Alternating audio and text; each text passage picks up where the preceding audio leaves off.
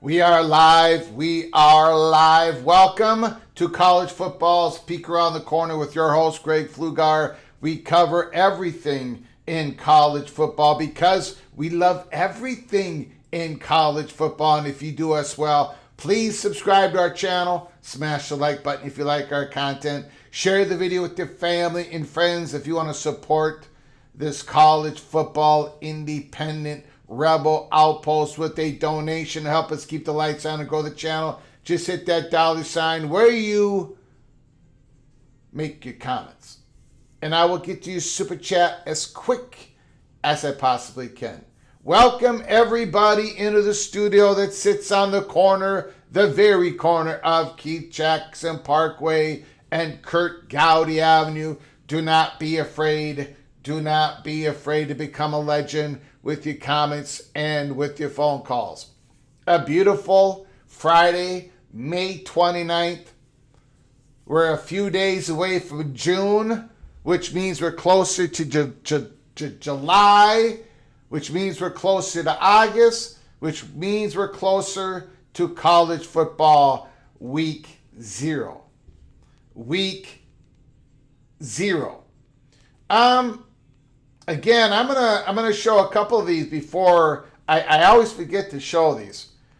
We're starting to all this information that we're putting out here. We're talking about it. We're chopping it up between PATC Einsteins and myself, Greg the Cooler, Greg the Gold.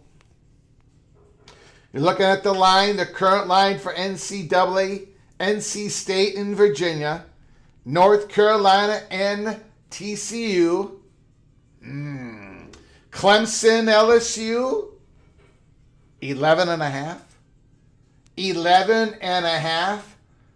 The LSU Tigers are favored by 11.5. Isn't that a little too much, even though they're at Death Valley?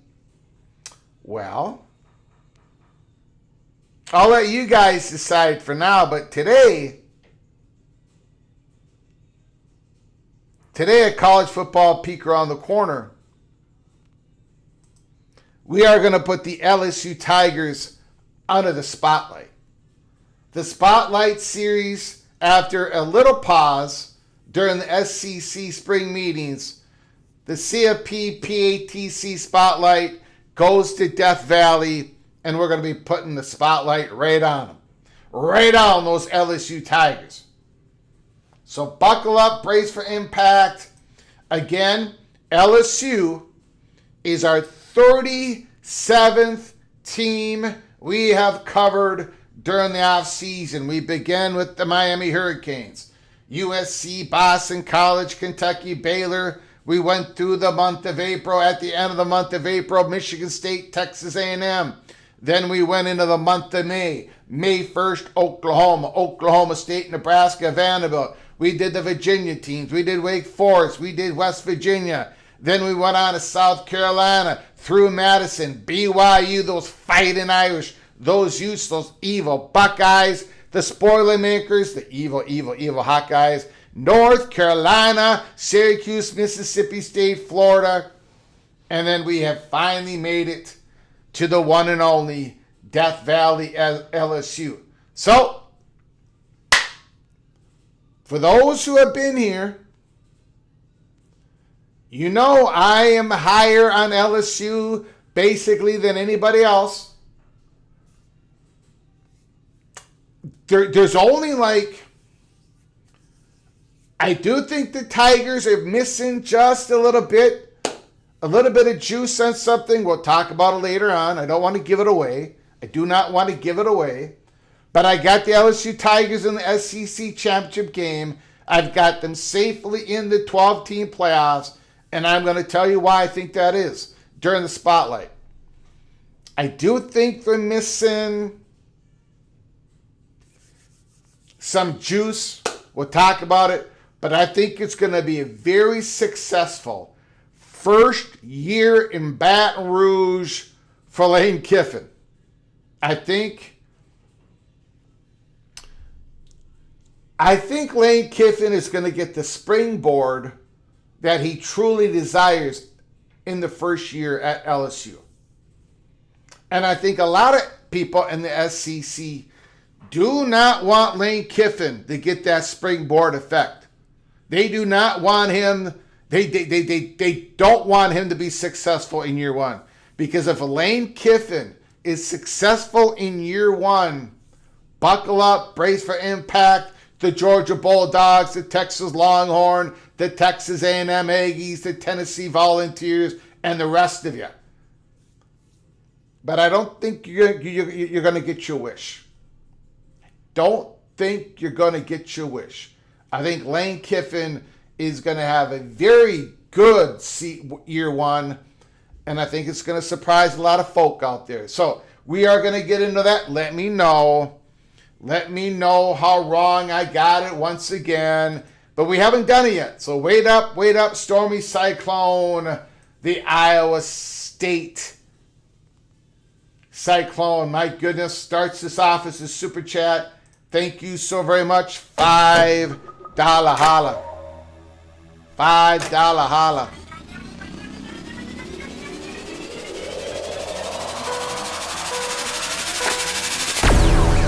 Greg is so cold that geese in Minnesota migrate south in late August for fear of the cold front.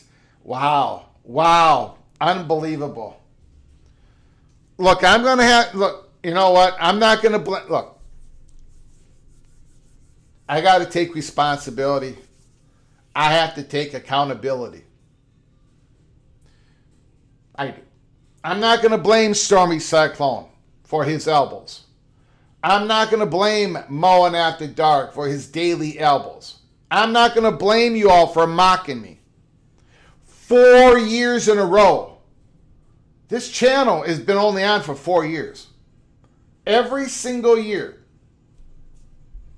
Greg the Cooler, back then, no longer, Greg the Cooler embarrassed himself.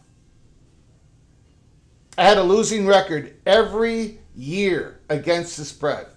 In fact, it got so bad that I made up this dramatic, this crazy story that I had a twin brother named Bob. And Bob was making all these bad picks. I don't think any of you fell for it, but I made the attempt. I made the attempt to just make things up so I would not take accountability. Those days are over. So Stormy Cyclone, everybody else, have your laugh now. Because you're not going to have your laugh later. Redemption Tour 2026 begins. North Carolina State, Virginia, lock. UNC, TCU, lock. I'm just not going to tell you which way I'm going yet. There's no reason for me to give out that information. I'm not going to leak it. I receive leak information. I don't leak it out. I'm not going to give you, I'm not, you know what, PATC Einsteins, I'm not going to help you out at all during your picks against the spread. So, except when we do the Spotlight Series. All right, but I thank you, Stormy Cyclone. Thank you very much for your $5 holler. Stormy Cyclone, $5 holler as well. Thank you, Mr. ECU Pirate.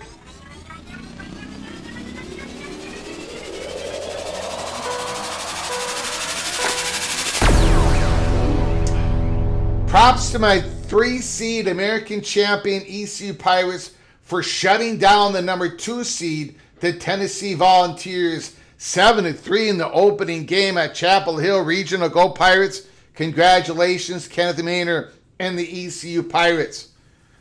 The Pirates might be coming out of that regional. They might be coming out. Who's the number 1 seed in that regional, Mr. Maynor? Let me know if you get an opportunity.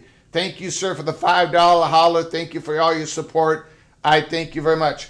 OBD done. Okay, I expect the internet to go out as he's talking SEC. First of all, OPD done, thank you for your massive super chat yesterday. And I do apologize to Mr. Numbskull News. He had just put out a super chat and we were talking about it. I apologize to everyone. I received a text message in the afternoon that Xfinity was going to do a maintenance in this area. I had forgotten about that. Luckily, we did a live show early in the day. I felt like we really should do one later on, and I completely forgot about the maintenance. I even put that text out on my X account, but my address was on there, so I had to delete that. But anyways, I do apologize, everybody. Once in a while, we have a problem. Yesterday, no question, everything shut down.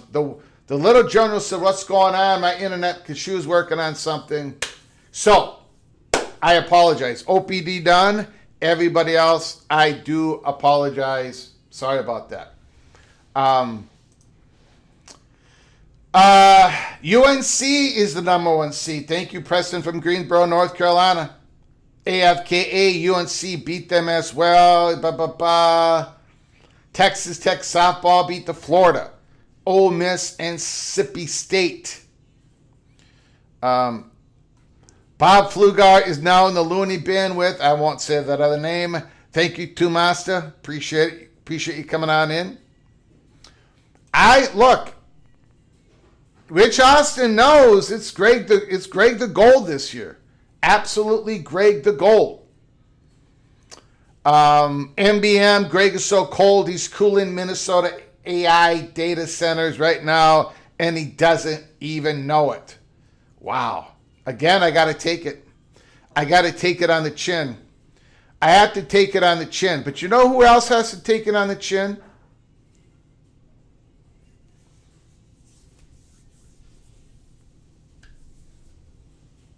Do you know who else has to take it on the chin today?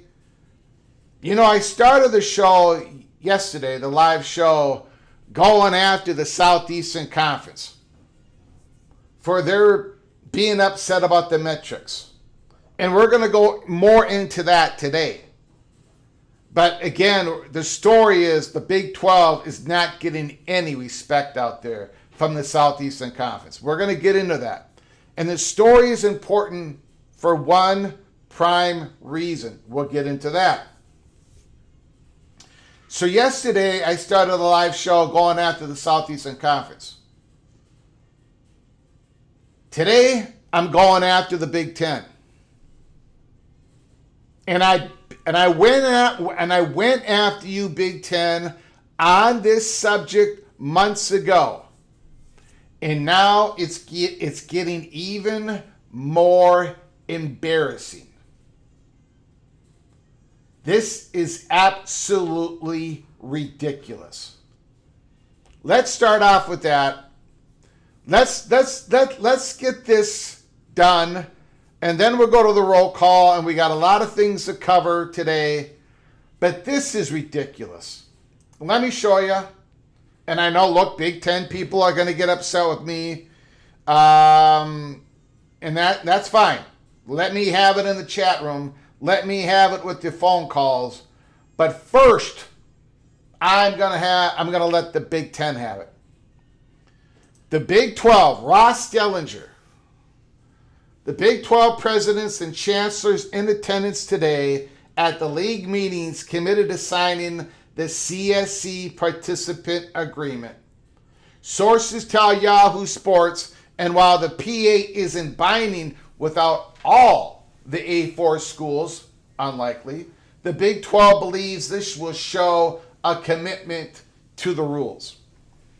The participant agreement, originally signed by the SEC schools last June before undergoing modifications, remains unsigned by all the other leagues. In signing, schools agree to waive their right to sue over enforcement and comply with investigations.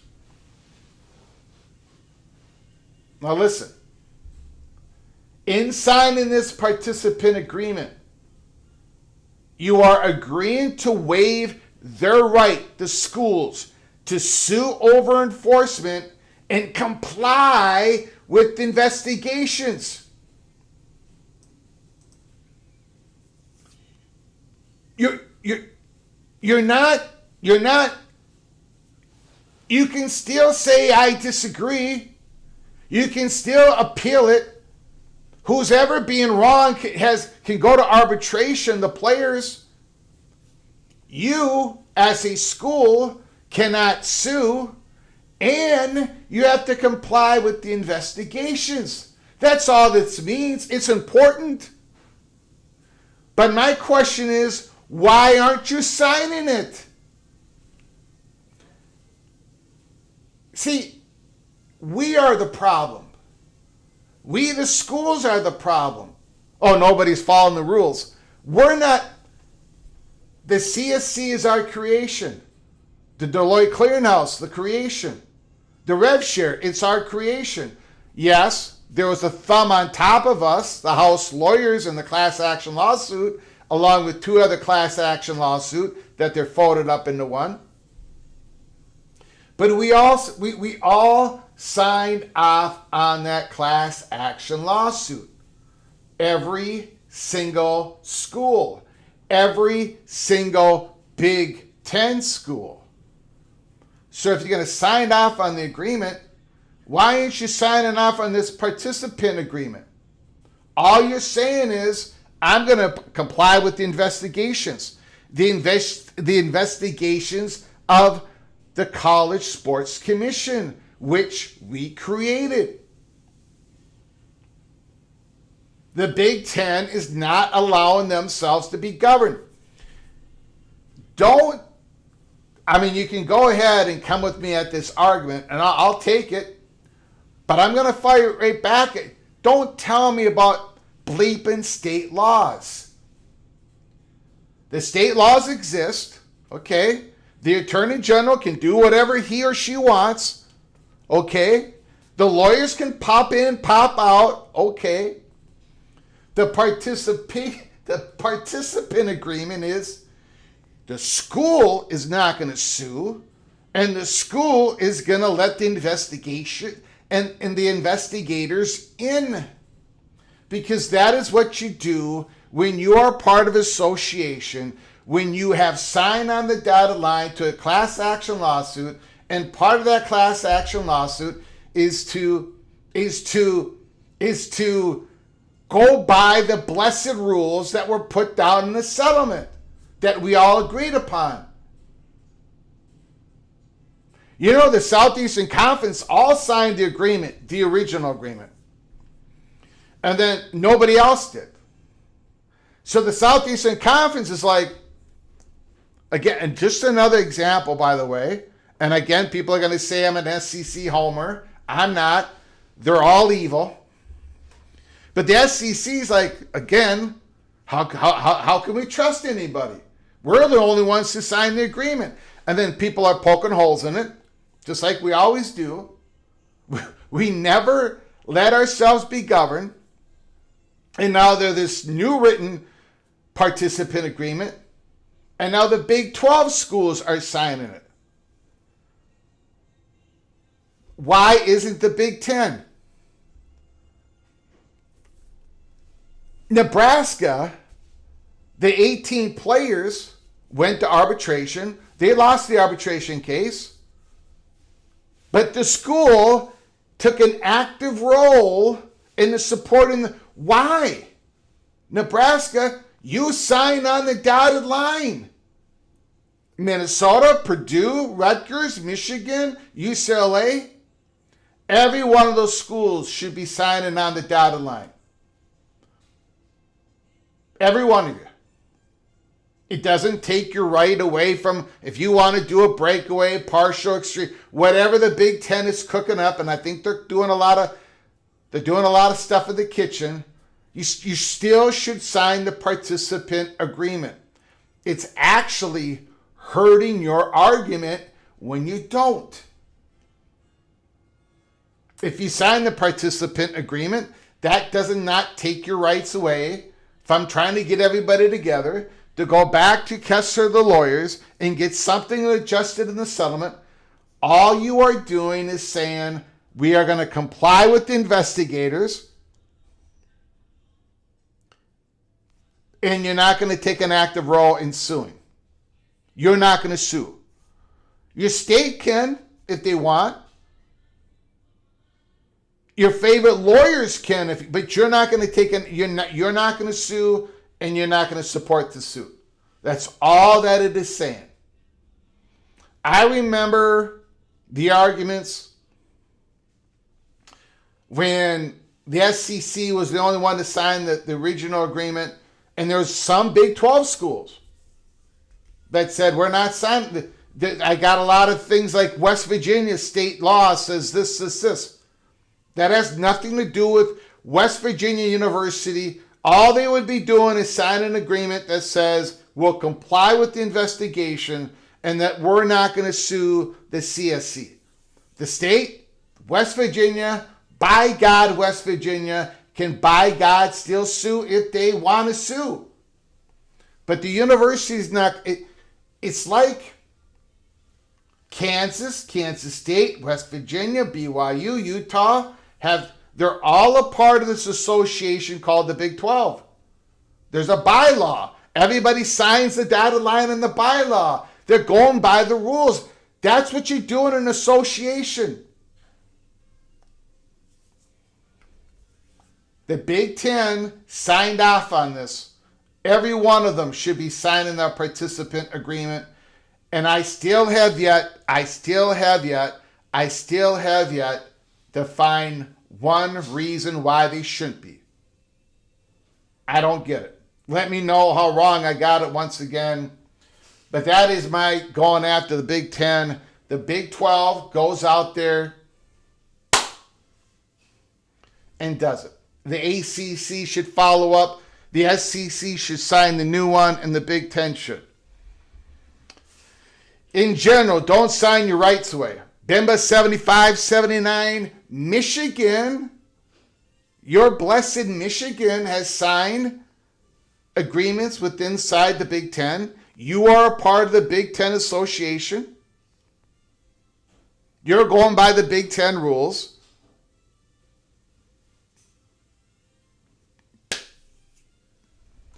I don't know. Mowing After Dark, $5 holler. $5 holler.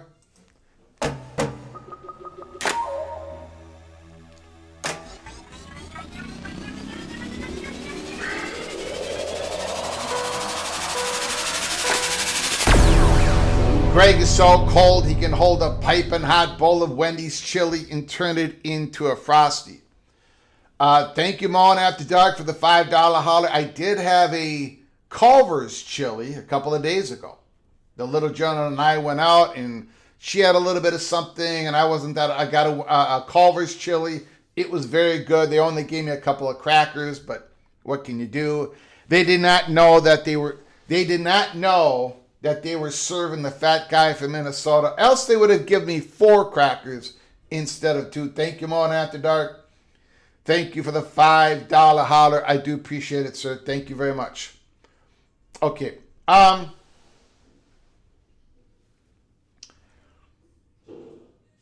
me talk about the Big 12 once again. Before we talk about the Big 12 once again. Brett Yormark said the following. Big 12 meetings ending today. A lot of reports coming out of Frisco. Yormark on the breakaway. And I think he handled this correctly. Brett Yormark and the SEC and the Big Ten discussing breakaway away. I can only say, as far as I'm concerned, I've been very collegial with my colleagues. I want to see us come together and figure this out as a collective group. We have spent a lot of time discussing federal legislation, the CSC, and a model that works. If people believe they're better off going on their own, then they've got to pursue what's best for them. I can only speak for the Big 12, and our preference would certainly be let's stay together. Let's work through some of the challenges and issues, and let's land in a better place. But I don't control what my other colleagues do, or for that matter, what their rooms do. I can only speak for the Big 12. And I think Brett Yormark hit all the right notes on this. The Big 12 would like everybody to stay together. But he's also saying, you know what? If people believe they're better off going on their own, then they've got to pursue what's best for them. The Big 12 can only do so much. The Big 12, in their perception, is only going to bend their back backwards so much. They only can give in so much. You know, there's only going to be so many threats put out there so much. But yet, Brett Yormark is treating it as a strong possibility of it happening. So I just wanted to bring that up. Brett Yormark, I think, hit the right notes on all of that. Just a brief comment about another commissioner talking about the possible breakaway of the SEC and the Big Ten. The architect. So your issue is with the Big Ten while the ACC and the SEC haven't signed it either. What am I missing, Greg? No, I said at the end, the ACC and the Southeastern Conference should sign it as well. But I'm going to go after the Big Ten here. I've chosen to go after the Big Ten. My beloved Golden Gophers are in that room. They should be signing it. There's no reason not to sign it. And again, sometimes we have to do what I think is the right thing to do, regardless of what everybody else is doing around us. There's no reason not to sign it. I still don't know a reason not to sign it. Just to say that somebody else hasn't signed it isn't good enough, in my opinion. That's just my opinion. So, but I did go after the SEC and the ACC at the end of that. They should be signing it as well. Trust investigators at your own risk. Keep your rights, in my opinion. Then you can't be a part of anything. Then you're going to be living alone in a single room on the top of a mountain, all alone. You got to be, we all live in this.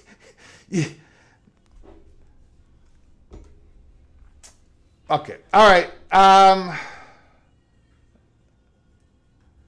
It's okay to... Cheese is okay on a beef and chili. No, John Dry. No. Absolutely not. Absolutely not. We've got OBD done. $10. Holla.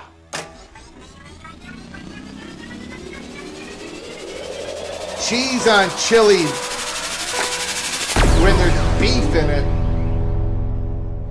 OBD done. I do declare that Greg is so cold that yesterday he sneezed on the early morning show, correct?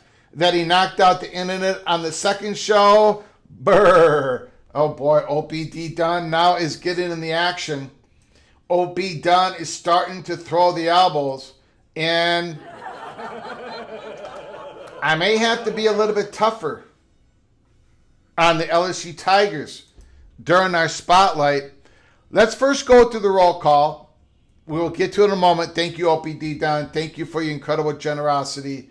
Very much appreciated, sir. Bruce Harris is in the house. Skaven, yes. Ryan Brooks, oh boy, an LSU Tiger. Charlie Atwood, the Georgia Bulldog. Don Scruggs, Flit Dog, the Wolverine. Bob Swinger, the Nittany Lion. Stormy Cyclone, the Cyclone. Sharon Shaka. Preston from Greensboro. Tazbo. It goes without saying the Big 12 is always being disrespected by just about everybody. MBM, the Oklahoma State Cowboy. Tumasta is in the house. Edward, the Auburn Tiger. Ooh, we got Sparty. Don't forget Sam Kiddison. I get no respect. Along with Rodney Dangerfield. Vox Quindaro. Good afternoon and how do punkaroos. Vox Quindaro is in the PATC chat room. My goodness, the Buckeye Jared Jones. Florida man, who is a Florida State Seminole, is in the house. Taylor on the tubes. The ECU Pirate. The Terrapin D5 Terps is here. Doug Steinhauser. Mayor McCheese. Caleb Ramirez. Son of Sarek is in the house. Rod Nix, Bimba 7579 is in the house. Why isn't that Mike holding the championship trophy? Ryan Brooks. LSU will be holding a second place trophy. Is there a second place trophy? I would not know because I'm a Golden Gopher. Doug Steinhauser is in the house. C. John is here. Outlaw Skis. Daniel Gorby, Seminole Win. Seminole Win is here. Troy. I seen a rumor that Greg the Cold is going to be a villain in Frozen 3, The Search for Gold. Wow. Unbelievable. The Big Gun Shop. Yeah, I know. I screwed up. My apologies. It's a temporary location that we're in. We're here just to stay close to... But yeah, I get it. My bad. Don Scruggs, the Georgia Bulldogs. RT's in the house. Kay Newin is here.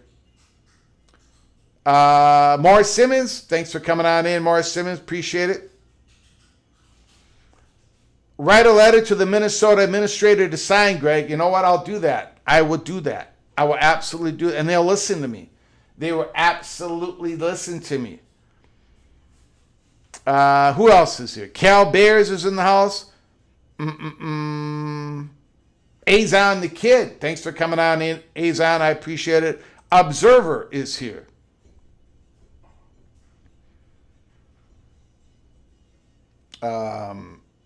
Airplane. Thanks for coming on in, Airplane. Town Hawk is in the house. Greg, put me down for 20 on two Big 12 teams making the quarterfinals this year in the CFP. All right. Jose is here. We got the Irishman. Ryan is in the house. Thanks for coming on in, Ryan. We got Fight On Jose. Okay. All right. Let's get to it. First of all, we're going to do our 37th team spotlight. 37th in our series on the LSU Tigers Death Valley. We begin with the dynamic Sam Leavitt, the quarterback, transfer from Arizona State. Before it was Michigan State, Sam Leavitt had an incredible 2024, a little battered up here, injured in 2025, only played 7 games for Arizona State, 1,600 yards passing, 10 touchdowns, 3 interceptions, 60.7 completion percentage, 129.2 quarterback rating, 306 yards rushing, 4.2 average per rush, 5 rushing touchdowns. There has been a report recently that Sam Leavitt, LSU, was running at 21 miles per hour. So Sam Leavitt is getting healthy. If you don't believe in Sam Leavitt's talents, his worth, just pop in the tape of the Arizona State Sun Devils 2024 season. If you want to have a condensed evidence to show the worth of Sam Leavitt, go pop in the Arizona State versus Texas Longhorns playoff game. The Texas Longhorns defensive line, the linebackers, they were dominating the Sun Devils offensive line. They were chasing Sam Leavitt all over the field. I bet Sam Leavitt ran for about 20 miles that game. And Sam Leavitt almost pulled off the great upset. And Sam Leavitt did not have his number 1 wide receiver, Jordan Tyson, in that game. So if you want to take a look back, if you want to see the real Sam Leavitt, there's a lot of evidence out there. And I think under Lane Kiffin, I think under this offense, Sam Leavitt is going to have a fantastic year and be one of the top quarterbacks drafted in the NFL next spring. So he is the main cog, but not the only cog to this offense, to this LSU football team. Harlem Berry, he's probably going to go off in year 2. He got his feet wet a little bit last year. 491 yards rushing as a freshman, 4.7 average per rush, 2 rushing touchdowns. Now again, there is no LSU Tiger fan that was happy with the overall rushing game from LSU last year. Okay? Nobody's happy with that. First of all, Sam Leavitt, his ability to run, his ability to scramble is going to put a lot of pressure on the defense, SEC defenses.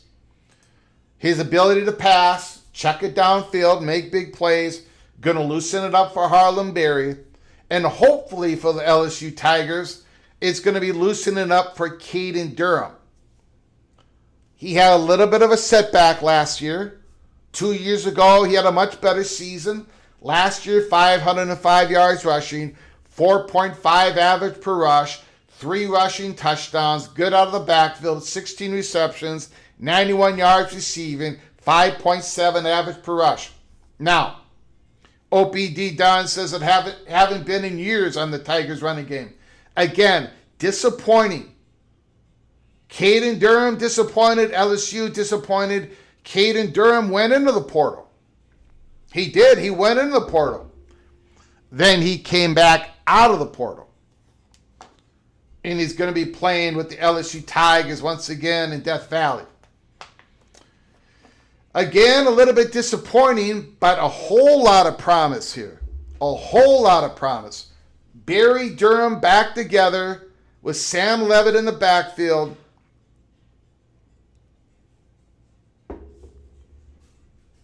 Pretty interesting. It's going to be a different dynamic with Sam Levitt back there. Now, this is where I think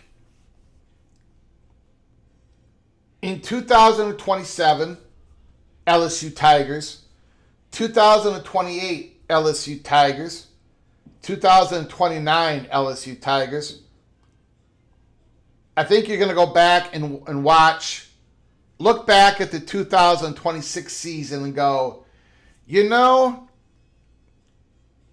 we didn't quite have it.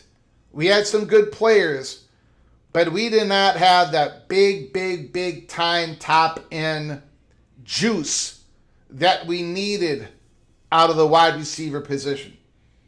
LSU Tiger fans, let me know how wrong I got it in the chat.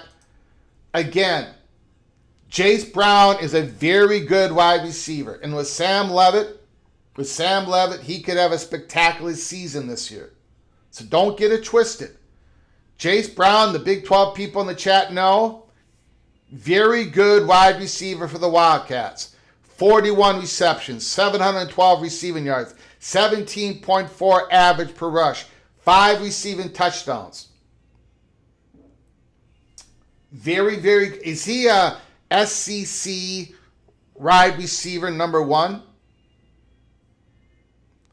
I don't know.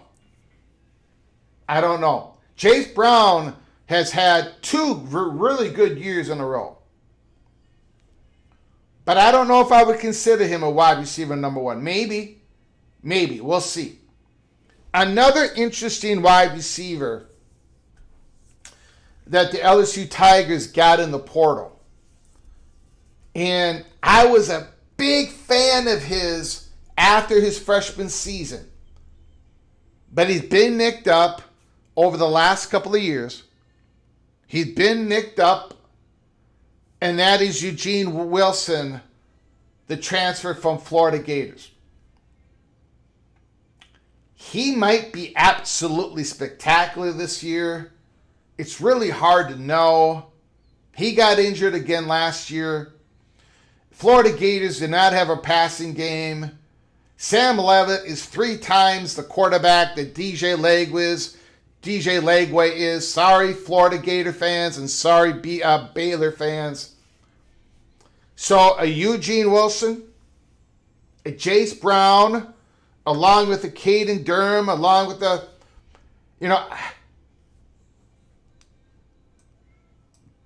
there's a lot of good pieces there. A lot of good pieces. Now, on the defensive side of the ball, I could have went with the linebacker Witt. Everybody would have. The great linebacker. But they got a really good defensive lineman.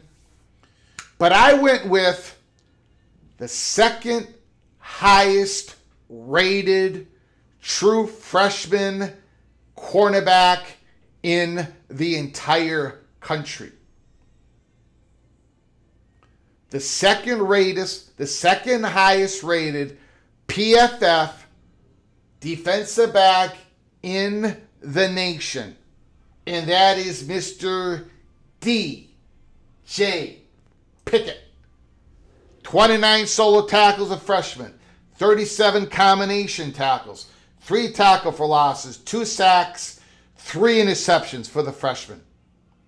A spectacular season. A spectacular athlete. A spectacular player for the LSU Tigers. Do not forget the name D.J. Pickett. Do not forget it. Do not forget it. This is the LSU Tigers football schedule. They begin against Clemson, ABC. Again, the LSU Tigers are an 11.5 point favorite. And I'm not going to let anybody know what I think about that game, because this year I'm Greg the Gold and I'm not going to give it away. Clemson, Ole Miss. First SEC game is September 19th at Ole Miss. ABC. Man, oh man. And we talked about this game before. LSU, Ole Miss. The Florida game against Ole Miss. I think right around this time. Very important SEC games. Then they play at home against Texas A&M. The next SEC games against Kentucky, Mississippi State, Auburn. I think they get a little bit of a break there. October is not too tough. Not too tough for the LSU Tigers. But then they got to play Alabama, Texas, and Tennessee. They finish off the season at Arkansas. So, I'm looking at LSU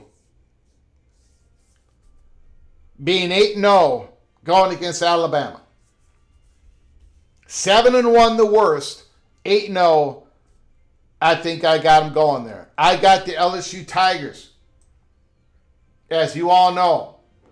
With Barry and Durham, Eugene Wilson, Chase Brown. The really good defense they're going to have this year. You all know that I've got the LSU Tigers finishing second in our way too early order of finish prediction. We are going to have an official order of finish prediction in the month of August for the SEC and all the other conferences. Do I see Georgia moving up ahead against LSU right now? No. Ole Miss? No. Texas A&M? No. Bama? I'm starting to feel a little bit more positive about Bama. Florida? I'm feeling a whole lot of positive about Florida. So Texas A&M might be in danger of losing that number 5 spot. I do have Texas, LSU, Georgia, and Ole Miss going to the playoffs. LSU Tigers going to the SEC championship game, losing to Burnt Orange. So that is our PATC spotlight on the LSU Tigers. I have not lost my positivity. I have not lost my optimism about the LSU Tigers. Year 1 under Lane Kiffin. I think we're going to go back to this year and call it the springboard year for the LSU Tigers. I think what's going to happen in Death Valley is something that nobody else wants to see in Southeastern Conference country. The season is going to be considered a success. I think they've got too much talent. 2027, 2028, 2029, Lane Kiffin's going to get another quarterback in there. He's going to be a high-class, high-rated, high school ranked quarterback. He's going to get more high-end juice at the wide receiver position. So next year is going to look way different than this year. But this year, I think, is going to be good enough for LSU Tigers to be a second in the SEC, 5th or 6th seed in the tournament. So there it is, ladies and gentlemen. Let me know. I did not forget about Trez Des Green. It was between him and the linebacker Witt and a few other players to get in to, the 6'7", 240 tight end from the inside the red zone. He will be dangerous with Kiffin, Weiss, and Levitt. Yes. I understand. Trey Des Green. I have him right on my notes. Absolutely. Thank you, OPD Don. I appreciate it. Karan Shakar, Oklahoma should be higher, in my opinion. Greg's so cold, he's affected climate change. My goodness, Ryan Brooks. My goodness, I just gave you a bouquet of flowers with my spotlight on your LSU Tigers. Ryan Brooks is the defending, reigning world champion college football PATC trivia champion. Ever since Ryan Brooks won that title, the third ever, was Mohr number 1, Rodney Richborg number 2, Ryan Brooks number 3. Ever since Ryan Brooks won that world championship, he's been walking around the PATC studios in the chat room with a little spring in his step, a little bit more confidence, and a little bit sharper elbows. Thank you, Ryan Brooks. Thank you for the $2 holler. I appreciate it, sir. Thank you very much. That is incorrect, though, Ryan Brooks. You're good with trivia. You're not good with Greg the Gold.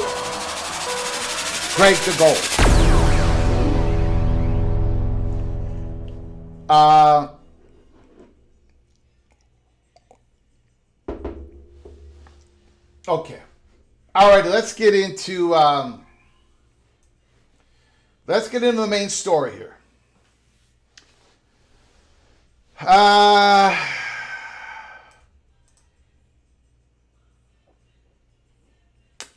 From the Athletic writers, there was 3 of them. Seth Emerson, David Ubin wrote this in the Athletic yesterday. Miramar Beach, Florida. Stopping the chat as he headed to the valet desk in the lobby of the Hilton Sandestin, an SEC football coach was asked how large a college football playoff field he preferred. 12 would be fine if they didn't give away spots, the coach said, if it was the 12 best teams. Oh, my head. I'm going to go on a rant just on that second paragraph, but we'll wait to the end of the article. Yes, James Madison, Tulane, and the Group of 6 conferences were the primary target of that remark. But make no mistake, many in the SEC believe the Big 12 is getting more credit than it deserves. Amid the lingering questions about how the committee is using elements like strength of schedule and a new strength of record metric in its rankings, the Big 12 top teams became the targets. About a week after Texas coach Steve Sarkisian said his team's backups could run the table against the Texas Tech Red Raiders, the SEC took his complaint straight to the CFP staffers during the conference spring meetings. And recently, the Texas Tech Red Raiders are challenging the Longhorns. Play us this year. Come on and play us. We're willing to help the buyout of the teams that we've got scheduled. So far, the Longhorns have not taken the bait.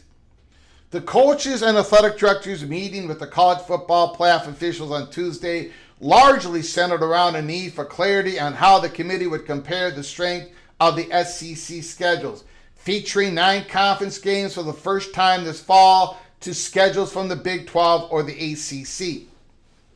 The fear among coaches in the room. The league's 4 new coaches largely stayed silent was that an SEC team with 3 losses would often fall below a Big 12 or ACC team with 2 losses, despite playing what they believe to be a much more difficult schedule.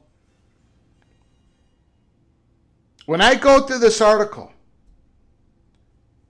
when I go through the rest of this article, please, PATC Einsteins, have in the back of your mind this thought bubble, AQ, expanded playoff model. AQ, expanded playoff model.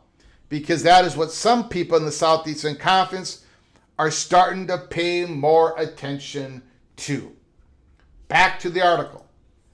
Representatives from the CFP, whose 13-person selection committee will feature new 3 members this year, couldn't offer any conclusive explanation for how a season that hasn't happened yet would be evaluated. However, coaches and athletic directors were shown data projecting a 16-team, a 24-team playoff field over the 2025 season. In a 24-team CFP, the SEC would have had 7 teams, or 29% of the field, as opposed to the 42% the league had last season with 5 of the 12 participants. The Big 12 had just one team in the CFP last season for the second year in a row. Texas Tech earned a bye and the number 4 seed by winning the Big 12 with a 12-1 record. That included 4 victories against teams, BYU twice, Utah, Houston, that finished in the selection committee's top 25. Texas Tech was then shut out by Oregon in the Orange Bowl quarterfinal. BYU, 11-2, ended up with the second team out of the CFP behind Notre Dame, ranked number 11 ahead of Texas and Vanderbilt from the SEC. The Cougars had 2 victories against teams that finished ranked, Utah, Arizona, and lost twice to Texas Tech. SEC coaches also noted that Mississippi State, which finished 1-7 in the SEC and 5-8 overall, beat the 2024 Big 12 champion Arizona State in an early season game. The Sun Devils, who battled injuries all year, finished 8-5 overall and 6-3 in the Big 12. Not many coaches directly called out the Big 12 schools publicly, but it was easy to figure out to whom they were alluding when they referenced a school that played no top 10 teams and made the playoff. I would hope strength of schedule would continue to factor even more heavily than what it is currently, South Carolina Shane Beamer said. I mean, if you just look at it. Texas Tech lost to Arizona State last season. And if I'm not mistaken, who lost to Mississippi State, right? When SEC coaches agreed to add a 9th conference game, and it wasn't paired with CFP expansion, Florida coach John Sumrall said some coaches felt misled by the field remaining at 12 for this year. There was concern across the conference that the change would cost the SEC at-large bids.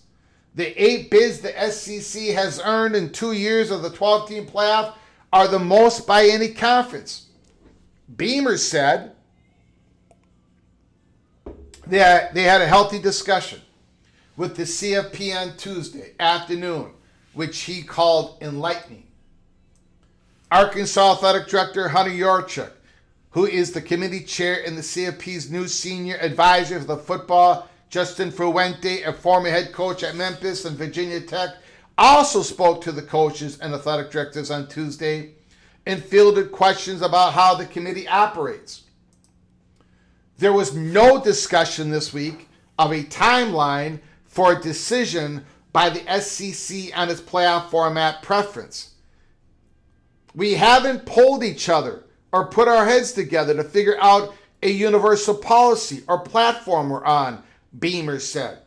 But I would say most of the coaches are in agreement of more access the better, particularly not quite understanding where the strength of schedule comes into play, particularly in our league.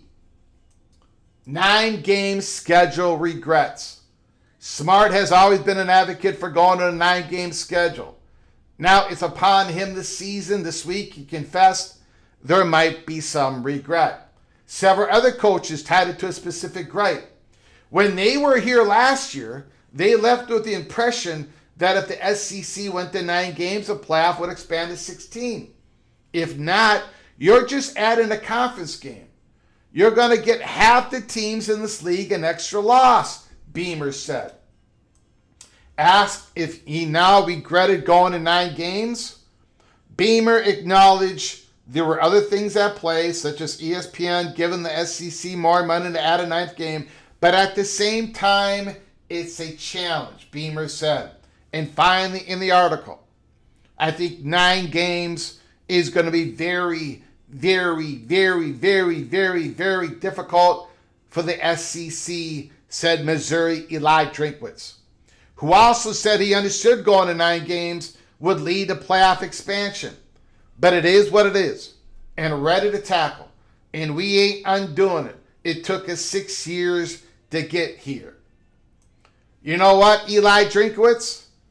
Going to 9 conference games is going to lead to the playoff expansion. It just did not happen this year. But it's going to happen. It is my belief that it is going to happen. For lots of different reasons. As long as we do not do this extreme silo right off the bat, I think it's going to happen. But at the beginning of the article, the SEC does not, they were hammering on BYU and Texas Tech during the meetings. And of course, I think it's absolutely ridiculous. BYU had a very good case to make the playoff last year. They did not. They came up a little bit short. And the playoff should be more than 12 teams. Let me go back to that second paragraph. Let me go off on it once again. 12 would be fine if they didn't give away spots, the coach said. If it was the 12 best teams. Let me make a mention of this before we go to your phone calls. Nobody knows who the 12 best teams are. No metrics is going to tell you that. It's not happening. It's never, there could be other years that it could be even more messier than last year. In the SEC alone, there could be 7 teams that finish 7-2 in conference play, 9-3 over. There is no way. We do not have the ability. We do not have the technology. We do not have the wisdom to absolutely know what the 12 best teams are. I saw the guy that they call the Bear. He used to be on the ESPN Game Day, and he's doing something else now. Chris something or another. He even said that he agreed with that. He said, we just are not doing a good enough job with the process of picking the 12 best teams.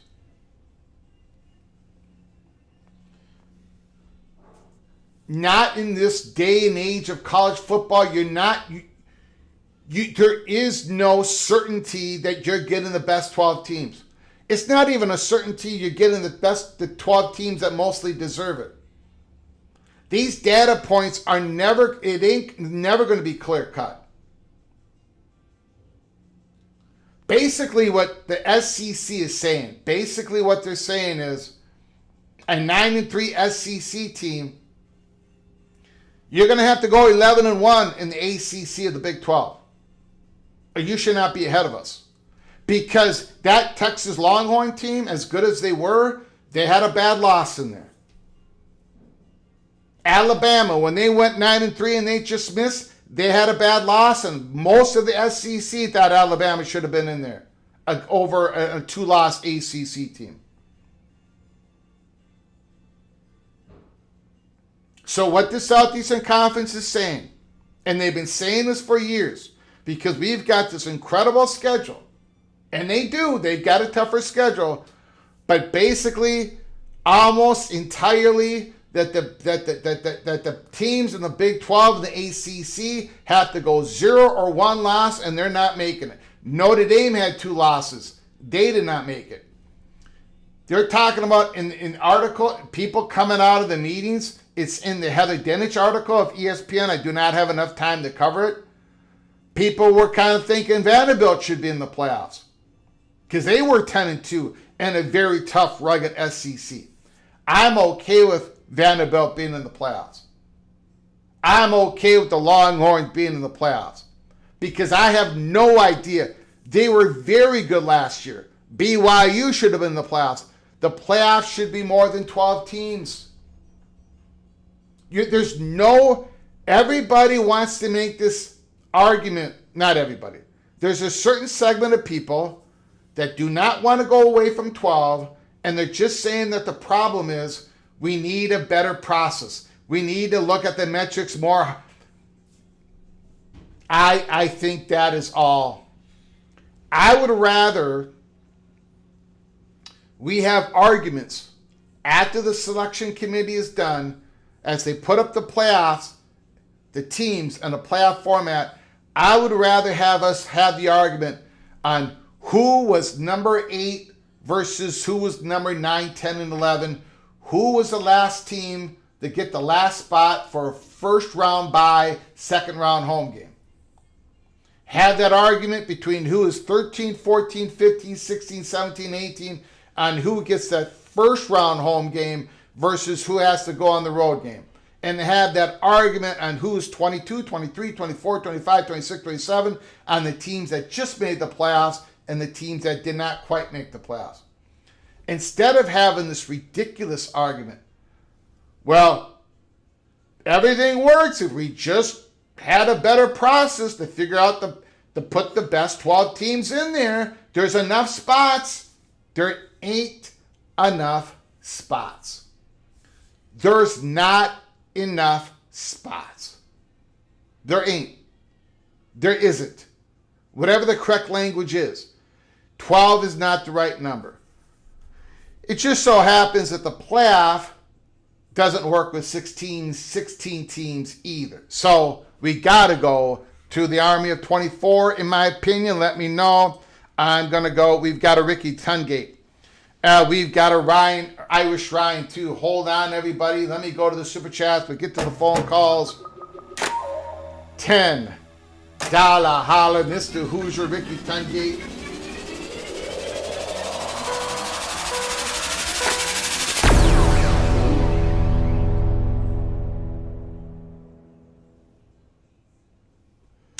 Just read Mohr shot at you. Really enjoyed you and Mohr the other night. Yeah, Mohr, Mohr's going to get out of his system. I think Mohr, here's the deal, Mr. Hoosier.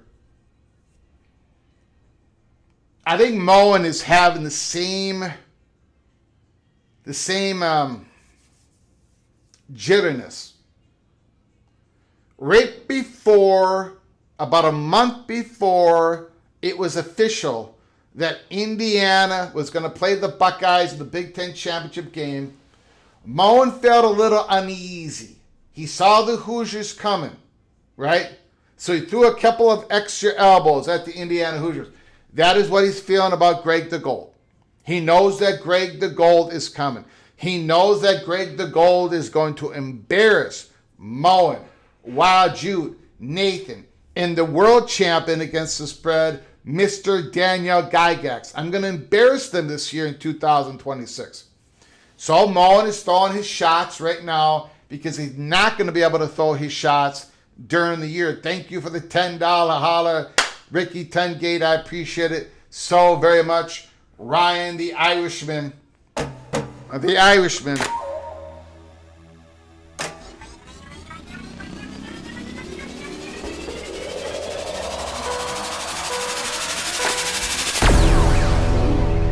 $2 holler. I do declare Greg will be under 48% of the correct picks.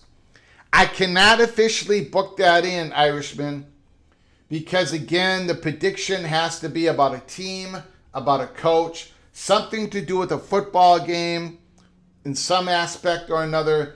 It cannot be on me or Paul Feinbaum or one of the people in the chat room or about your mother. It has to be about the event of the game. So I cannot officially book that in. I do appreciate the $2 holler. This has been like the fifth I do declare that people are saying that Greg is going to be under 50%. All of you are going to be wrong, but you're all going to have to live and learn. Live and learn. Thank you, Irishman. I appreciate it. Thank you very much. And we got Cranky Tiger. We got Cranky Tiger, $10 holler. The Clemson Tiger.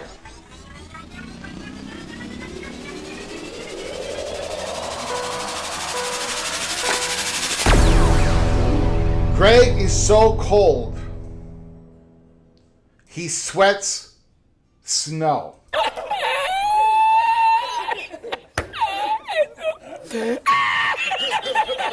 Cranky Tiger, you better be careful here. You better be careful. The line is 11.5. I think that's a little bit too much. But another more cracks from the Cranky Tiger, I might think it's not enough. I might think 11.5 is not enough. The quarterback position, Vizzini versus Levitt, That's big advantage to the LSU Tigers. Now, we have not done the Clemson spotlight yet. There is a few things going on at Clemson that I think should be cause for optimism, but we'll get into that we'll get to that when we get to it. But thank you, Cranky Tiger. Thank you for the $10 holler. Very much appreciated, sir. I do not have Clemson doing all that well in my way too early predictions. But it might change. It might change for the August official prediction. But thank you, Cranky Tiger. Appreciate the generosity. Ryan, $2 holler. No worries. Just wanted to say it and donate. You just wanted to throw an elbow. The Irishman wanted to throw an elbow at the Gopher. You got it. You got it in. Golden Domers over the Golden Gophers. I've heard it all before. Thank you, Ryan. Thank you for the $2 holler. Thank you so very much. Let's get to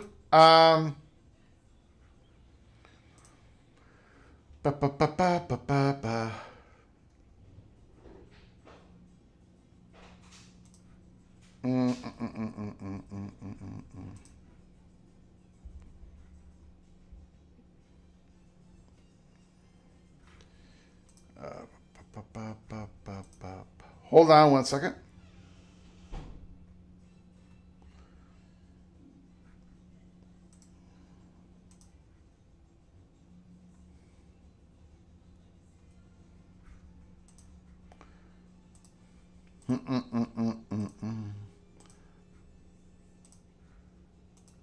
All right, let's get to your phone calls.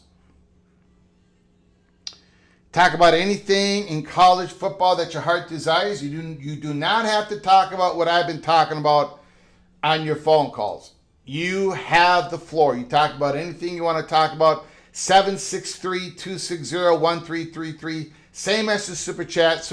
Super Chats, we talk about whatever you want to put in the Super Chat. Other comments, we pick them as it's related to what we're talking about.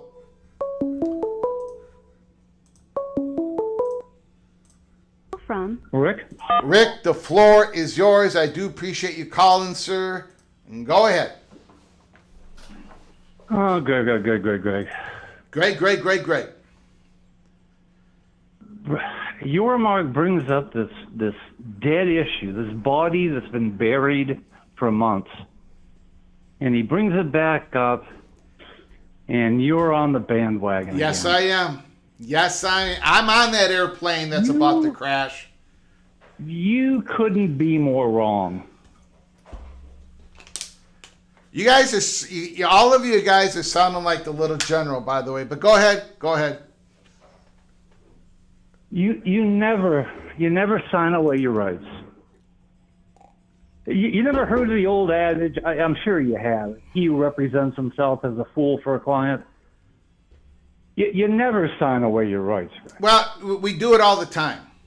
I mean, we do it. We literally do it all the time. When I go to my work, when I used to go at the place I work, I had certain rights that I had to sign away.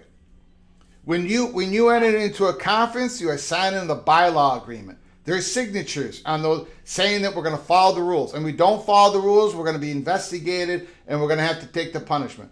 Michigan took the punishment of their in-person scouting. They had an appeal process. They decided they didn't even want to appeal it. There are certain things you do when you are part of an association. There are certain things you do when you sign a settlement agreement. They give the authority to CSC. Everybody should be signing that. I know it doesn't sound cool. I know I'm not the cool guy on the block, but everybody should be signing that agreement. But go ahead, let me know what I got wrong on it.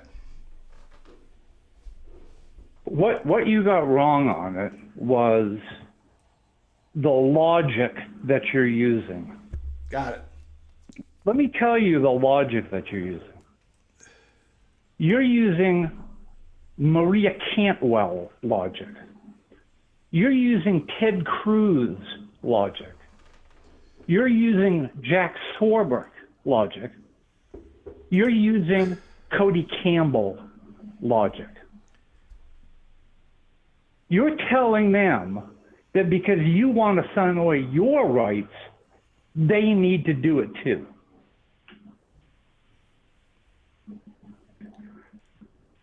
If if this was so darn important and you want to amend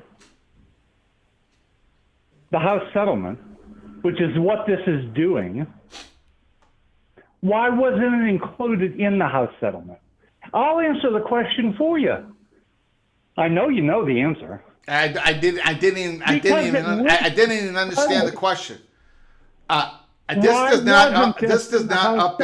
This does not change the settlement. Why wasn't this in the House settlement? If it's that important. Because they tried to do it and it wouldn't pass. And remember the great compromiser? You remember him, don't you? We just have to compromise in order to get this bill passed. Otherwise, instead of paying $2.8 billion, we'll be paying $20 billion. Well, guess what? That was part of the compromise. That's why it wasn't in the House settlement. Wait. And now they're trying to dig this up and bring it back because they couldn't get it through in the beginning. The logic that they're using is identical to the Ted Cruz logic of trying to steal the SEC and the Big Ten's money. I'm not trying to steal nobody's money. I'm not trying to steal anybody's sovereignty. Here's the thing. That participant agreement would not be part of the settlement because, frankly, that is not what Kessler and the House lawyers were even negotiating on. They negotiated the pieces of the argument. They had this grand compromise through everybody to get this done. $2.8 billion. Wait, hold on. $2.8 billion in back pay, 10-year agreement, 2 other cases folded into this one, the rev share, a number that everybody agreed upon, a percentage of everybody's athletic department in certain buckets of revenue buckets, and then the deal got done. All this participation agreement is for everybody to make sure that we keep this thing floating so they don't take us back to the courts and say we're ripping this agreement up, so then the back pay money is going to go higher and all this thing gets destroyed. All this is saying is we agreed upon the CSC. We agreed that they would be the enforcer. We agreed that they would follow the rules and try to figure out the rules because obviously it wasn't easy to figure out because both sides, they've been going back and forth on that. We are the ones that are funding CSC. We're the ones that are making sure they're staffed. And all we're doing is saying that we're not going to sabotage this by complying to investigations of the CSC, which is us, and like what the Big Ten, the Big 12 does internally and everybody else, and also that we would not actively sue us, the institution, on an agreement that we made. This is not saying that no one else can sue. This is not saying that your own state can't sue, your own attorney can't sue, but this is saying that we made an agreement, now we're going to follow the agreement together. That's all that this is, to give credibility to the CSC. I do not understand the harm in signing this agreement at all. I really don't. And it was left out of the House agreement. It would never be part of the House. Why would this isn't something that the lawyers were even at. This isn't their side of this is our side of the river. This is us. No. This would be like saying, how much money did you get, House, the swimmer? That's between them and the law. This is our side of this will not be part of the agreement. This is us trying to make sure we follow the agreement. That's all. It would be part of the CSC. They're the enforcement arm. I know, but we're the CSC. No, you are. You are. Don't say we. we're the ones that fund. It's like Now you're talking like Ted. we're the ones that fund CSC. This agreement between us and the lawyers, the CSC is they're only trying to interpret what the settlement actually is, so they can execute the interpretation accurately of what this settlement is. The CSC is not this third-party monster. Trying to correct. No. You're trying to correct what you failed to do in the settlement agreement. You're not going to twist it any other way.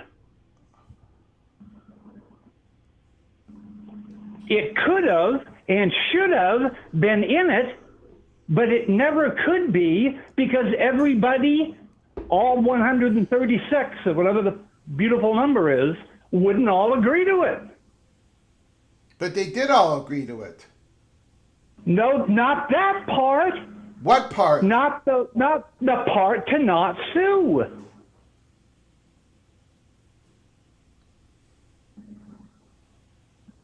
But that would not.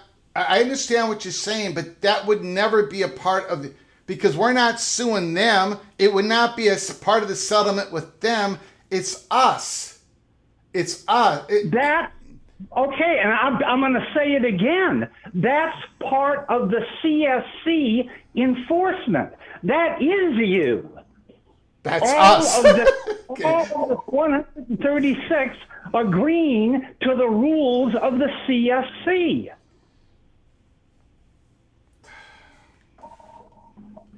Did everybody agree to the rules of the CSC? Yes. Does the CSC have rules? Yes. Is that one of the rules? Huh? No. No, that's not one of the rules, but it could have been.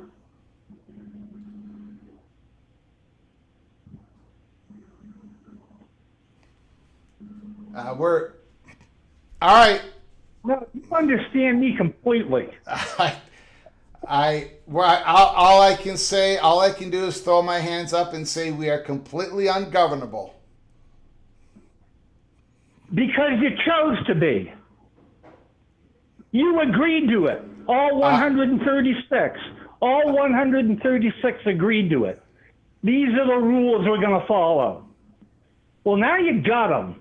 Follow them. And that's not one of them. Okay. That's not one of them. And stop trying to change it. Got it. What it is now into what you want it to be. Because that's what Ted Cruz does. Thank you. Well, if I had a beard, I'd look a lot like Ted Cruz. Thank you very much, sir. Appreciate it. Look.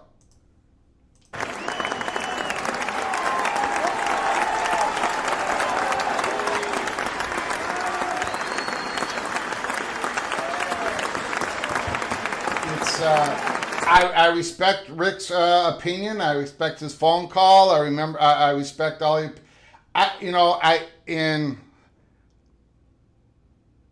He's not the only one. I read the comments. I'm sure I'm going to have some. I know I have a couple of DMs. I have no idea why no one is signing the agreement. We know what the CSC rules are. They can be changed. That's already in the Constitution. It's already in the part of the agreement. They can go back to the lawyers. All this is complying. Whatever we agree at this certain point, we comply with the investigations because an enforcement arm needs to investigate. Call from Patron. Patron, hold on for just one moment, please. Absolutely. Part of what CSC does is investigate. Of course they do. So they have to. So we got to comply with the investigation. Just like Michigan had to comply with the Big Ten investigation. Why? Because that's part of the bylaws. And I don't know why any of that would be part of the settlement over with the House lawyers. They don't give a rip. That's on. But you know what? Look, anytime, and I'm not saying that Rick is. Anytime like I took a shot at the Big Ten today. I took a shot at the SEC. I take a I mean, not because I'm doing it, because I really believe what I say, and that's why we're here. And you guys say this is what I get. This is why we are the most unpopular national college football YouTube channel in the country. Very proud of it. Patron, the floor is yours. Thank you, Greg. Hope you're having a good evening or afternoon. I'm doing great. How are you doing, sir? I'm doing good, man. I'm outside in case you hear any background noise. Let me know. You sound pretty good to me. Yeah, so my call is not about the CSC. It's actually sort of like a Big 12 type of spiel, something that I've thought about for a while. Speaking of Texas Tech and all the news, they've been in the news a lot lately. I think like Mike Leach is on this year's College Football Hall of Fame ballot or something like that. Yeah. Yeah, and I was thinking about how even though the Big 12 back then was still, maybe not as prominent as the SEC or Big 10. I mean, they had Oklahoma, Texas, but back then the Big 12 was still very highly entertaining. You had Mike Leach, you had Pete Mike Gundy, Bill Snyder. It was an entertaining league back then. Art Briles back at Baylor. So, in my opinion, it's like, okay, even if you're not competing to win playoff and championships, like you can still be a very entertaining, popular league. So I was thinking, I got 4 ideas. I'll go through them quickly about what I think the Big 12 should do to just small changes to make that league a little bit better and gain more popularity, viewership, and respect. Okay, ready? All right, number 1, they got to bring back the tortilla toss. Okay, this is the thing that I hate the most, is that they banned the Texas Tech tortilla toss. Yeah. Yeah, that's a fun tradition, and college football is about fun, quirky traditions. You got to bring that back, especially if Texas Tech is going to be your kind of premier team in your league. You got to bring it back. People, they love food celebrations. It's harmless. It's cheap. Well, is it harmless though? Because some of those. Come on, Lance. Rick called you Ted or whatever. I'm gonna call you Lance Leipold now. I'm just saying during the game you don't want that stuff being thrown on there, right? I mean, we wouldn't allow any.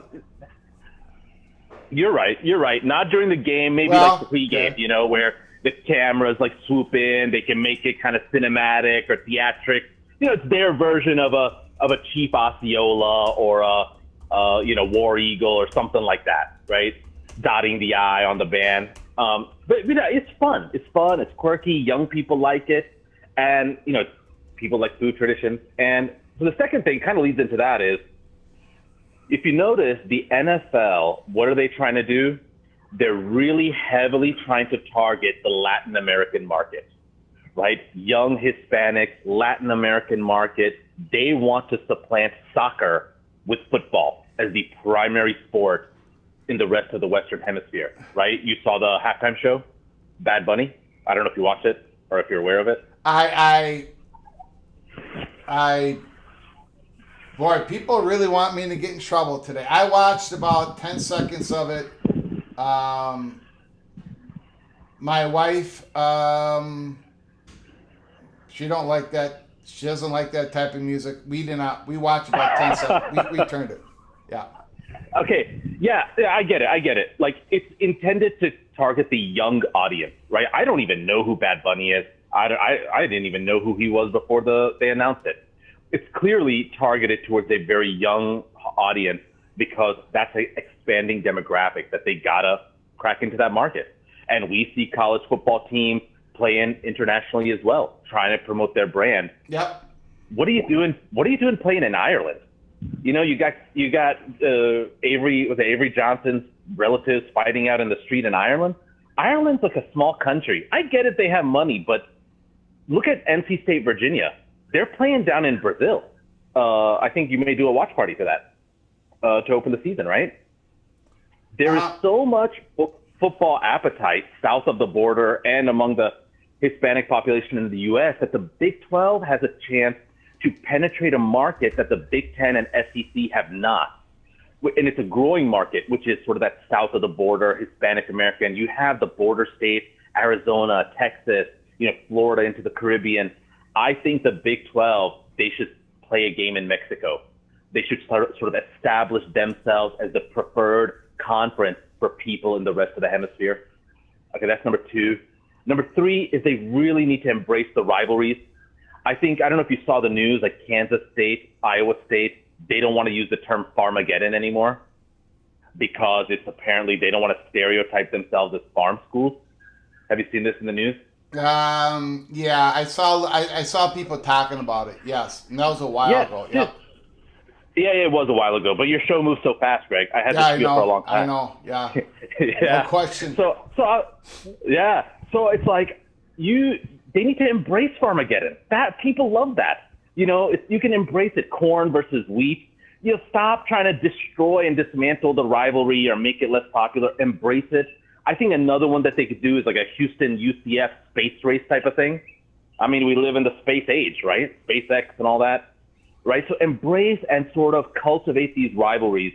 And Holy War, of course, is probably the premier rivalry right now in the Big 12, I would say, personally. And the final one is, I think the Big 12 should go to divisions. I know you said that the media partners don't like the divisions because they want the big brands to play more. But the reality is that in the Big 12 these days, they don't have big brands anymore. But what this does is it gives you the flexibility to do divisions. A lot of these are new teams, like Arizona. Arizona doesn't have a whole lot in common with like UCF and West Virginia, but let them play the teams in the West. Let them build up those rivalries, build up that, relationship that you cultivate over like years and decades. Kind of like how Alabama, LSU did, or Ohio State, Penn State did in their respective divisions for many, many years. So same thing, like for a lot of these Eastern Conference teams, if you bring in UConn, it's better for UConn to play all those teams on the Eastern side and build up a rivalry and history and beef for the fans than to necessarily play everybody in the division. And you can kind of bring back a really entertaining Big 12 championship game, I think. So Brett Yormark, if you're listening, these are my ideas. Thanks for giving me a platform, Greg. You have a great Friday evening. I appreciate it. All right, Thank you, sir.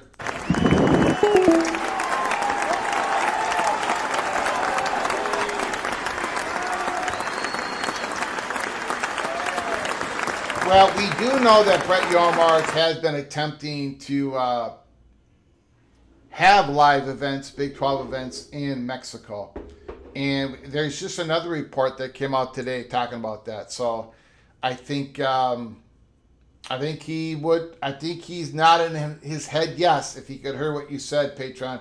Thank you so much for the call. I appreciate it. We've got a super chat. Bruce Harris, $5 holla.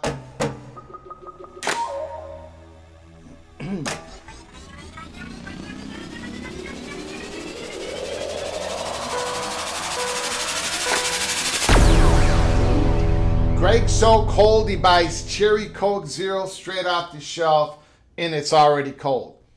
Thank you for the $5 holla, Bruce Harris. Again, get your shots in now. I'm not gonna yell at Bruce Harris because I said at the beginning of the show I got to take accountability for my brutal record against the spread. But this is 2026. This is my year. This is Greg the Goals year. So Bruce Harris, get your last shots in.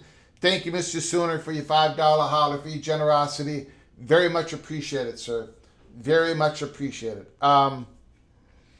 Greg, you have a patient of a saint. I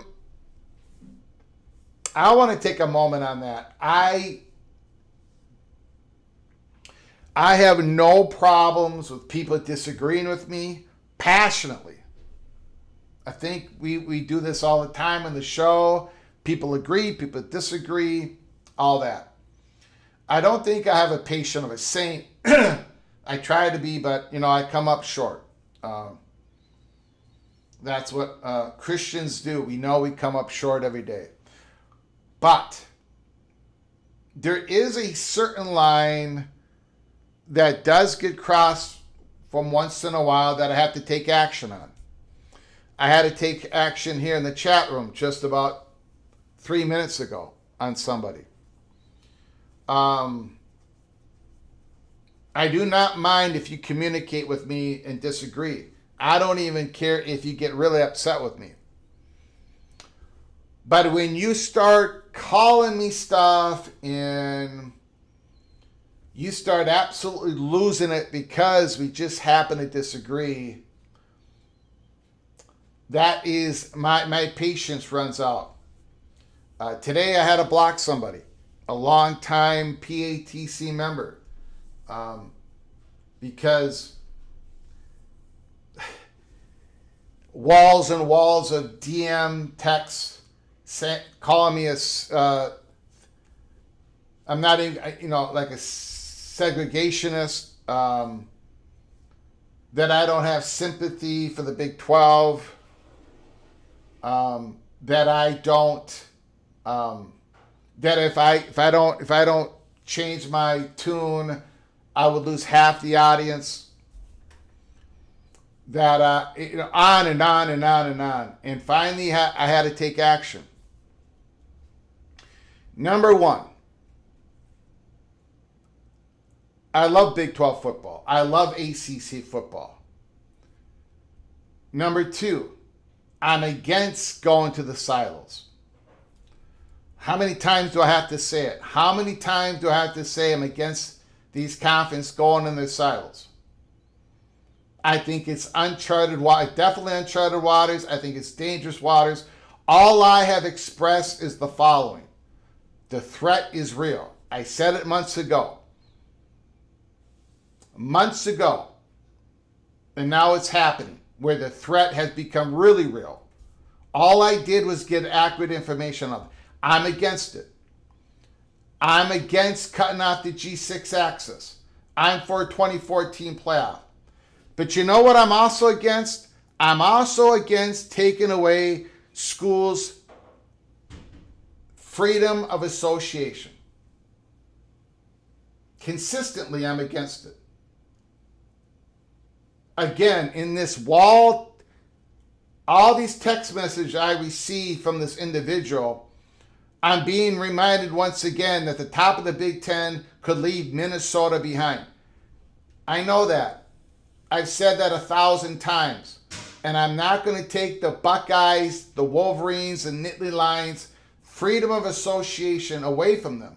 If they want to leave Minnesota, they've got every right to. It should not be the government making sure they keep associated with the Minnesota Golden Gophers. Now, you might be thinking I'm wrong on that. That's fine, but I'm consistent on that. You cannot lecture me and tell me, Greg, the Buckeyes might leave you in the dust, and they should, and then on the other hand, say the Buckeyes should not leave the rest of us in the dust. It's not consistent. You're going to come after me, disagree with me, but do not go after my integrity over and over and over. I will allow it a couple of times. But once you get to the point where you're flooding my DMs with this nonsense, the Minnesota Golden Gophers are not, your school is not at the expense. You're trying to say that Minnesota is getting subsidized at your school's expense. You can have that opinion. But I will remind you, the University of Minnesota created the Big Ten, built the Big Ten, made it into the valuable conference that it is. So if Minnesota gets left behind, it will get left behind by other Big Ten teams. But the University of Minnesota and myself, of course, are going to be against any government decree that takes away the Big Ten sovereignty. And I would do that for your beloved Big 12. I would do that for your beloved ACC. The Mountain West Conference should not encroach on the Big 12 sovereignty. Utah State should not encroach on BYU's sovereignty. And nor does BYU get to encroach on the University of Minnesota's sovereignty. And I don't care how many subscribers I lose. because the people know that I have a consistent stance. I'm not going to be flipping and a flopping. So, do I have a patient of a saint? No, I do not. I let 99% of it go. But if you flood my DMs, you go after my character, you're gone. The same thing happened to another fellow longtime PATC member here because he couldn't handle my content. He had to control my content. And I said, sir, you call me, you're the first call. We're not talking about Rick. We're talking about a longtime past guest here who called this show, the first caller in every program. I gave him the floor. I gave him all the time, the space, even though people complain that I let him on too long. And yet at the end of the day, he could not be satisfied because I could not give up my program to him and everything that he wanted to talk about. You call, you got the floor. Rick called. Rick did nothing wrong. He disagreed with me passionately, but he did not go after my character. Every one of you disagree with my picks against the spread, and you're going to be wrong if you do it again this year. But you don't, there's a certain line that just cannot be crossed. A certain person crossed it. So no, I do not have a patient of a saint. All right, the phone lines are open. I'm not yelling at anybody. I'm not yelling. I've been called out quite a few times today. Mohr Simmons, holy smokes, Mr. Seminole, Mohr Simmons, 5 gifted memberships. My goodness, the best voice in PATC country is Mohr Simmons. I wish I had his talking voice, but I do not. Noel Ramirez, Jonathan Weaver, Nick Lovett, Brian Taylor, all gifted a membership. All gifted a membership. When you get an opportunity, please say thank you to Mohr Simmons for his incredible generosity. Hold on one second. Call from Christopher Hooter. Christopher Hooter, can you hold on one second? Yes, sir. I appreciate it. Now, Christopher Hooter probably is not happy with my spotlight on his beloved team. We're going to find out in a moment. Mohr Simmons, everybody who I just read off, all of you are united cloak and dagger. Cloak and dagger. You go to a library of episodes. You can watch all the episodes, including early P, Cloak and Dagger, member-only episodes. But please give it time to say thank you to Mohr Simmons. Thank you, Morris, for all your generosity, for your support, and for your wonderful phone calls when you do call in. Christopher Hooter, purple and gold. Is he upset with me because I've got the LSU Tigers at number 2 in the SEC this year? Go ahead, sir. No, I'd rather you have them at number 2 than number 1. Take some of the heat off, right? There you go. You don't want all the pressure. Well, and we've had this preseason hype, with Kelly, right, and with Brian Kelly, and it didn't pan out. Of course, this is a little different, it seems, having the stud quarterback, right, and whatever mysterious ailments Nussmeier had last year, right, it just didn't work out. So I think there's a lot of buzz, but we'll see, right? It is still year 1. Yeah. It's a transfer portal team, right? So yeah, you never know. I think he did as well as he could under the condensed timeline. Year 1 is difficult. I think they're set up pretty good. They're set up pretty good, even if they don't quite make the SEC channel, or if they go and they lose. Well, that's still a very successful year 1, right? So and it's just and it's morning in Baton Rouge, baby, and the sun is coming up, right? Yeah. Death Valley, baby. Yeah. So hopefully we can get on a run here, and it can be like the good old days when Saban was there, and then Les Miles and all that, and we could be talked about every year again, right? That would be you don't have to win it every year. You just have to be in the, you just have to kind of be in the game every year, right? And we can get our mojo back, as opposed to this every 4 or 6 or 8, one-hit wonder, right? Yep. I got the line there. Clemson at LSU. Tigers favored by 11.5. Woo! Well, what is Clemson's quarterback scenario? Vizina. I think I keep Chris Vizina. He's been there a few years, so that's good. He knows the program. He knows the offense. Although they've switched the offense. Gideon Davidson, I don't know. He is the running back that is supposed to be the superstar. He did not quite develop as quickly as they wanted him last year. We'll see. We haven't done the spotlight on the Clemson Tigers yet. Well, and it's hard to win a home and away. It's hard to go 2-0 Sure in a home and away series like that against 2 big programs, right? So, I mean, it happens, but so we'll see. Anyway, so go Tigers. That's sort of my thoughts there.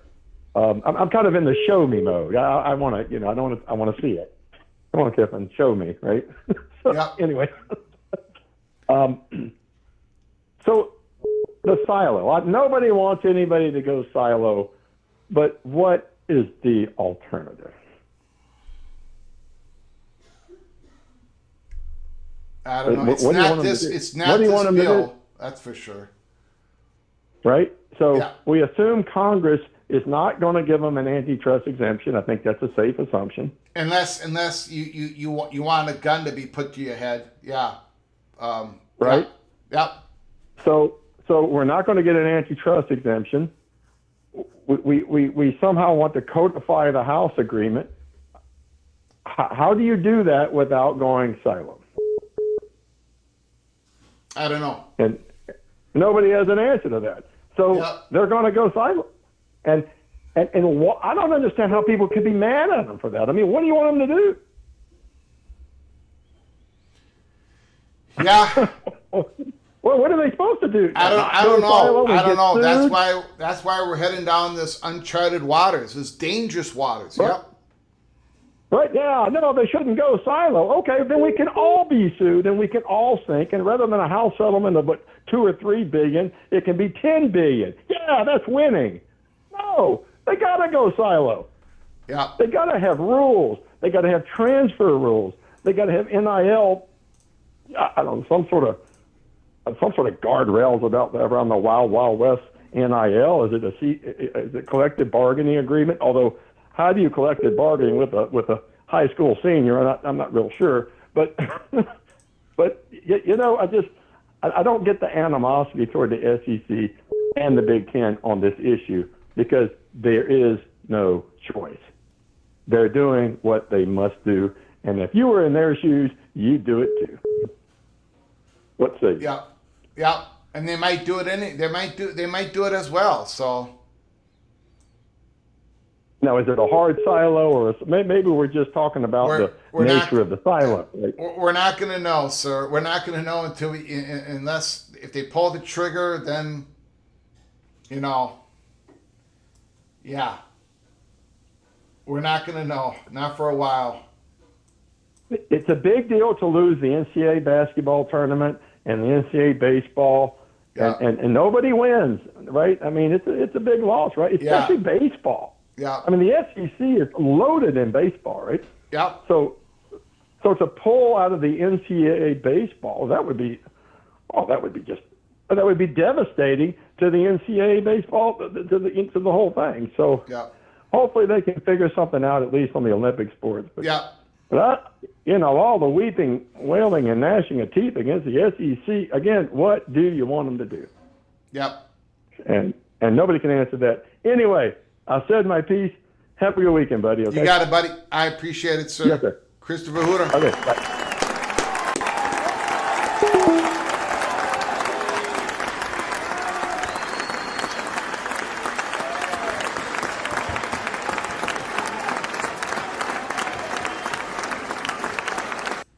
We got a super chat from Hey Rabbit.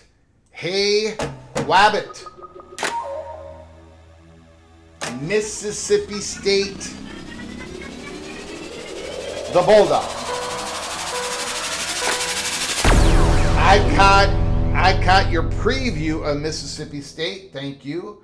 But Mississippi State has a better chance of making the Big Ten championship game than the beloved Minnesota Golden Gophers. Thank you for the $5 holler. Hey, Wabbit, I appreciate it.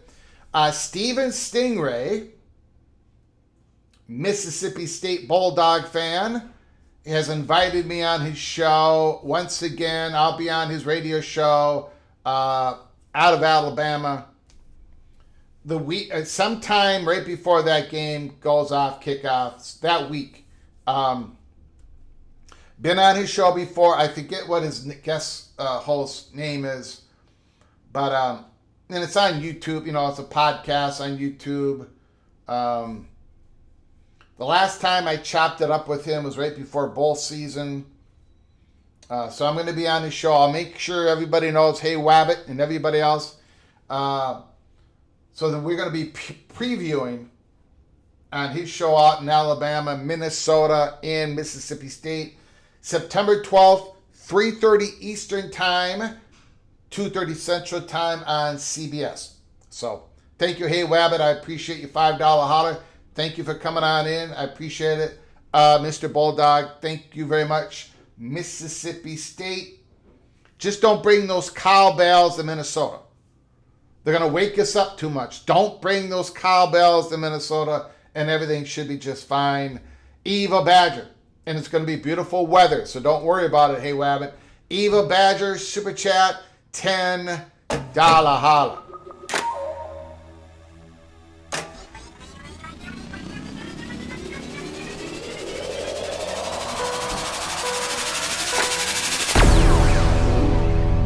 You know what this bill reminds me of? When I was a kid, my brother got more ice cream than me, and I complained that it's not fair. This bill is the definition of communism. Thank you, Eva Badger. Thank you for the $10 holler. I'm not going to get into a political discussion about it, but I do appreciate your generosity and your viewpoint, Eva Badger.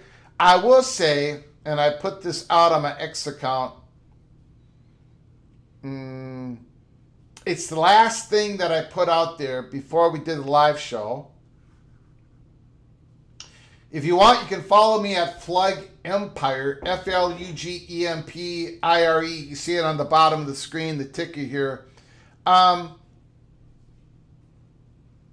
put this up.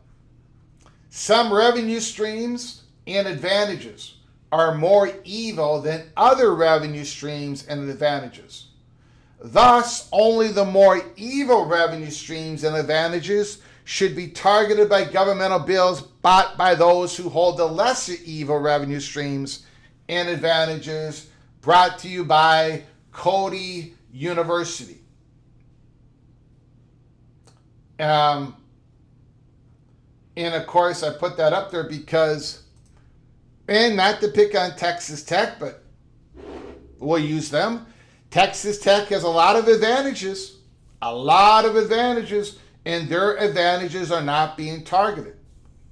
They're well-earned advantages. The chairman of the board is a billionaire. There's other people who want to donate money to Texas Tech. None of that is being targeted. Only the media rights of a certain conference called the Big Ten and the SEC.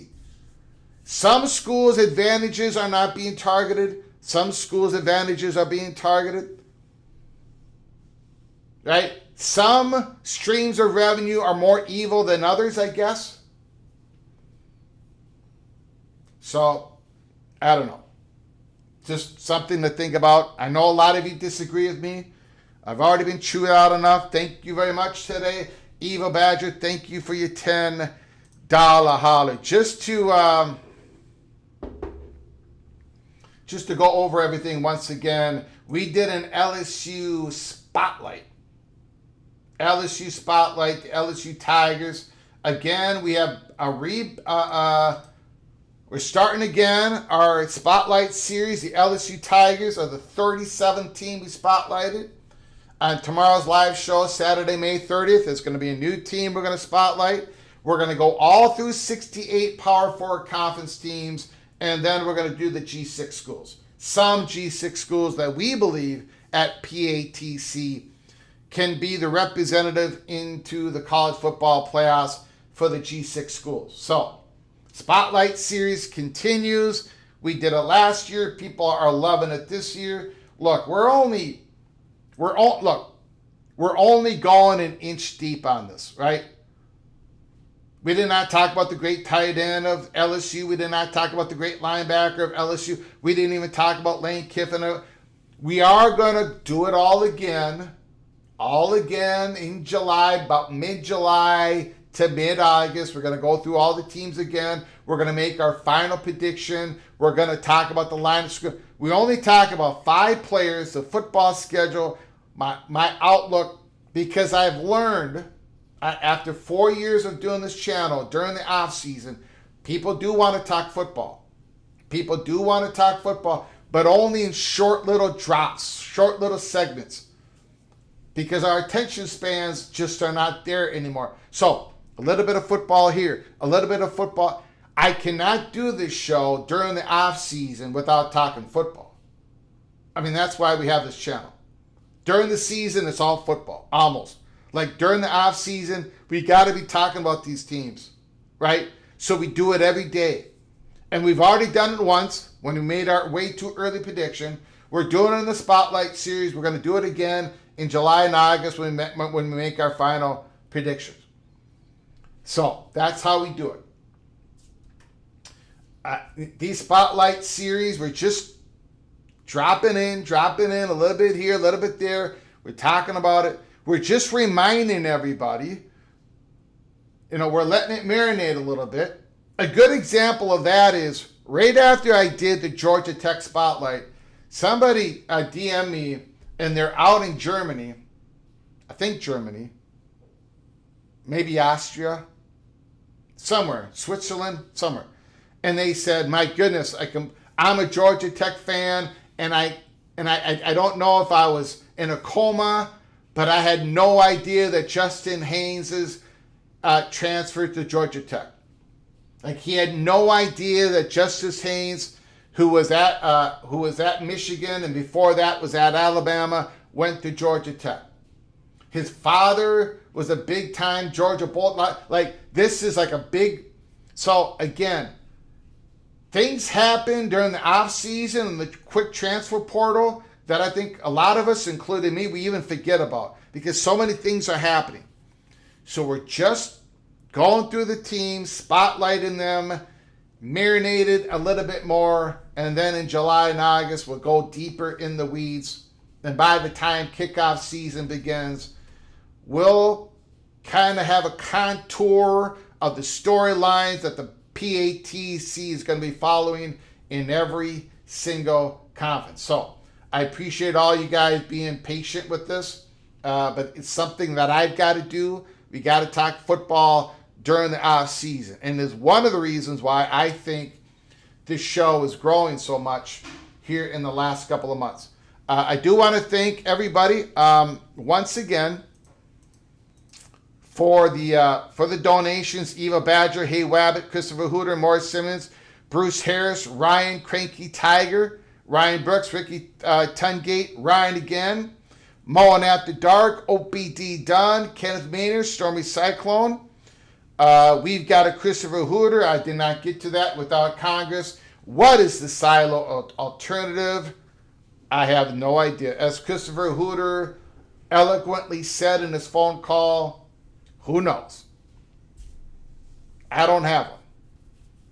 I haven't heard of one. This bill is not the alternative. At least I don't believe so. Christopher Hooter, thank you so much. Thank you guys. I appreciate it. Again, we'll be on live tomorrow sometime in mid-afternoon between 1 and 4 Central Time. That is the target time for PATC live show Saturday. It's not going to be a Saturday night is all right for PATC. It's going to be sometime in the afternoon. And who knows what's going to pop up here during tonight and tomorrow morning. A lot of rumors. And maybe I'll have a rumor segment tomorrow. But anyways, I don't want to. I'm already blurring the line in speculation and reporting. Maybe I should not hit that rumor bucket. But there is some stuff that people believe are percolating, and I'm not so sure about it. But we'll talk about it tomorrow. Until next time, from all of us at PATC, to all of you, please you all take great care of each other. And as always, God, family, Golden Gopher.